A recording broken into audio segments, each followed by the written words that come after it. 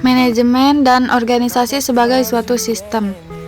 Sistem yaitu kumpulan bagian-bagian yang berhubungan dan membentuk kesatuan kompleks, dan masing-masing bagian bekerja sama, bebas dan terkait dalam mencapai kesatuan sasaran dalam situasi yang kompleks.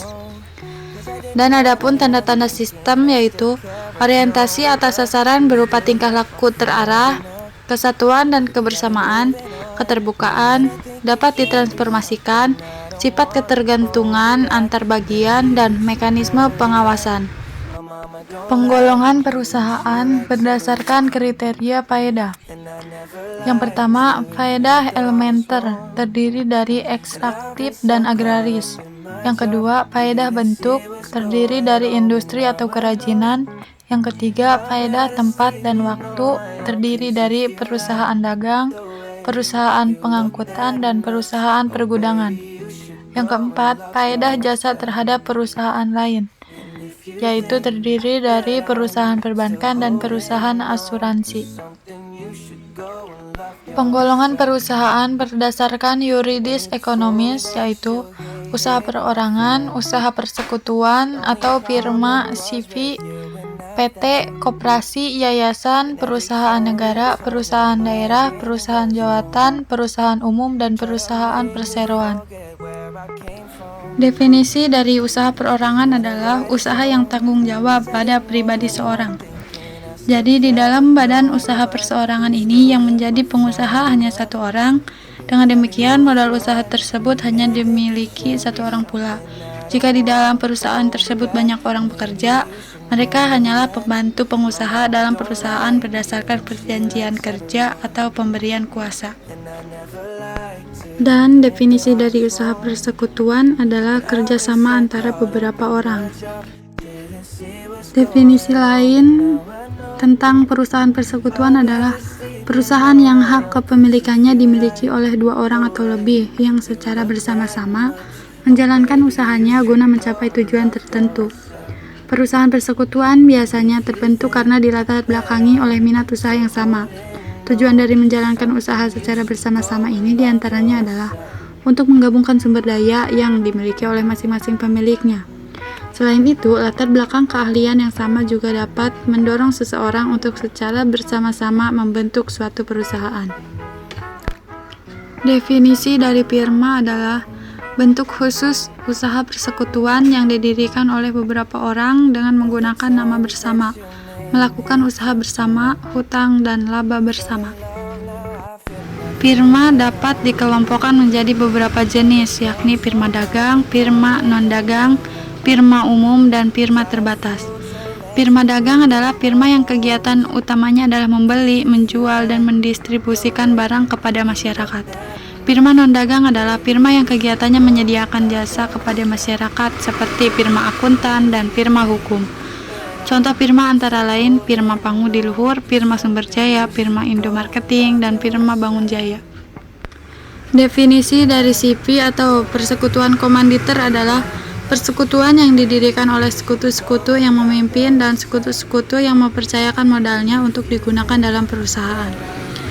Jadi yang dimaksud sekutu komanditer yaitu sekutu yang hanya menyerahkan uang atau barang sebagai pemasukan pada persekutuan, sedangkan dia tidak turut campur dalam pengurusan atau penguasaan dalam persekutuan.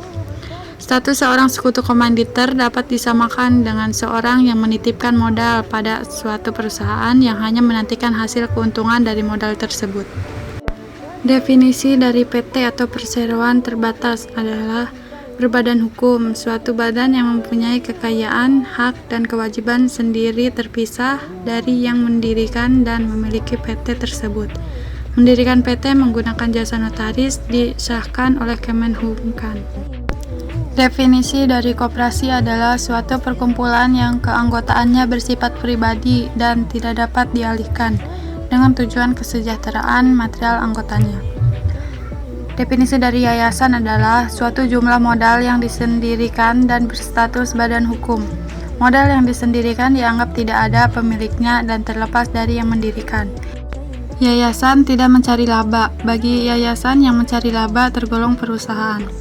Perusahaan negara adalah semua perusahaan dalam bentuk apapun yang seluruh modalnya merupakan kekayaan negara, kecuali ditentukan lain oleh undang-undang. Ada beberapa jenis sekutu, yaitu general partner. Ialah bertanggung jawab penuh memegang manajemen perusahaan. Ada juga special or limited partner yang bertanggung jawab pada modal, tidak pada manajemen perusahaan. Silent partner ialah tidak aktif tapi terkenal sebagai partner oleh publik. Secret partner aktif dalam partnership tapi tidak dikenal publik. Dormant or sleeping partner tidak aktif dan tidak dikenal publik. Senior partner awal modal besar ikut memanage. Junior partner kebalikan senior partner. Yang terakhir yaitu nominal partner, sebagai partner tapi tidak ikut memberikan modal dan tidak mendapatkan laba. Definisi dari budaya perusahaan atau korporat. Budaya korporat adalah suatu pedoman bersama dalam berperilaku untuk memecahkan masalah-masalah korporat dan merupakan seperangkat sistem nilai, keyakinan, dan norma-norma. Adapun korporat yang sukses berhasil mampu mengelola budaya baru, seperti 1. Memperhatikan kebutuhan rohani karyawan. Jadi tidak hanya memperhatikan kebutuhan jasmani. Yang kedua, lebih banyak kerja akal pikiran daripada kerja fisik. Yang ketiga, tersedia pilihan pekerjaan dan mobilitas tinggi. Yang keempat, manajer memberikan konsultasi, bukan memberikan perintah. Yang kelima, kompetensi keterampilan manajemen dan bukan teknologi. Di sini ada beberapa nilai-nilai primer yang seharusnya ada pada tiap-tiap perusahaan, yang jika dikelola dengan baik dapat menjadi budaya organisasi yang rasional, objektif, normatif, sukses, produktif, dan inovatif. 8 nilai primer atau asas budaya baru, yaitu asas tujuan, asas konsensus, asas keunggulan, asas prestasi, asas empiris, asas kesatuan, asas keakraban, dan asas integritas. Menurut Miller 1984, asas tujuan ialah menyediakan produk atau jasa yang berkualitas dan bermanfaat bagi konsumen dan sekaligus memberi inspirasi dan memotivasi kepada karyawan perusahaan. Yang kedua yaitu asas konsensus ialah kebersamaan cita-cita, memikir dan merasakan yang dinyatakan dalam musyawarah untuk mufakat. Yang ketiga yaitu asas keunggulan atau excellent.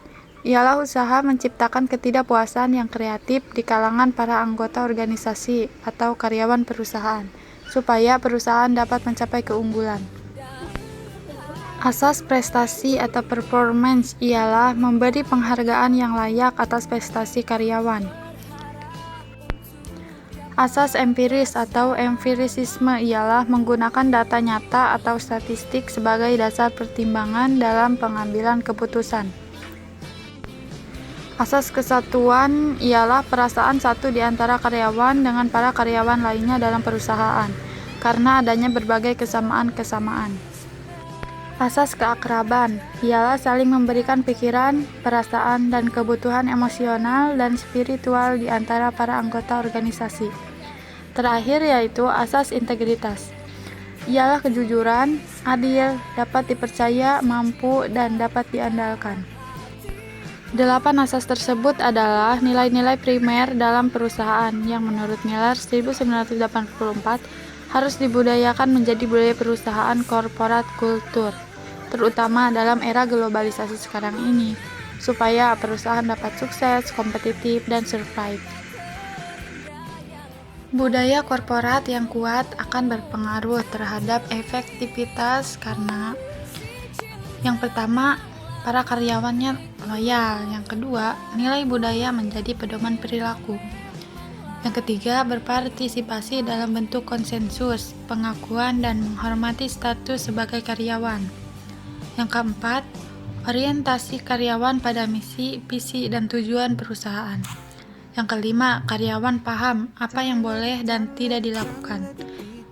Yang keenam, karyawan saling mendukung dan membantu. Yang ketujuh, karyawan merasa dihargai. Yang kedelapan, adanya kebersamaan dan saling pengertian. 9. Budaya korporat sesuai dengan strategi korporat. Dan ada juga produktivitas dan efisiensi. Yang pertama, laba meningkat. Yang kedua, harga pokok turun. Yang ketiga, hasil produksi mudah tersebar. Keempat, harga jual dapat diturunkan. Kelima, banyak pembeli karena murah. Yang keenam, kompetitif. Yang ketujuh, efisiensi waktu. Efektivitas karyawan, yaitu kualitas, produktivitasnya, efisiensinya, laba, pertumbuhan, pemanfaatan lingkungan, stabilitas, kecelakaan kerja yang rendah, semangat kerja tinggi, kepuasan kerja, penilaian pihak luar, kualitas kehidupan kerja, tidak ada ketegangan, pemeliharaan karyawan yang baik, komunikasi terbuka, dan kelestarian atau survival. Adapun definisi dari efektivitas karyawan adalah penyelesaian pekerjaan dengan tepat waktu yang dilakukan oleh karyawan sesuai dengan peraturan-peraturan dan praktek-praktek yang digunakan perusahaan dengan menggunakan sumber daya dan sarana tertentu untuk mencapai tujuan.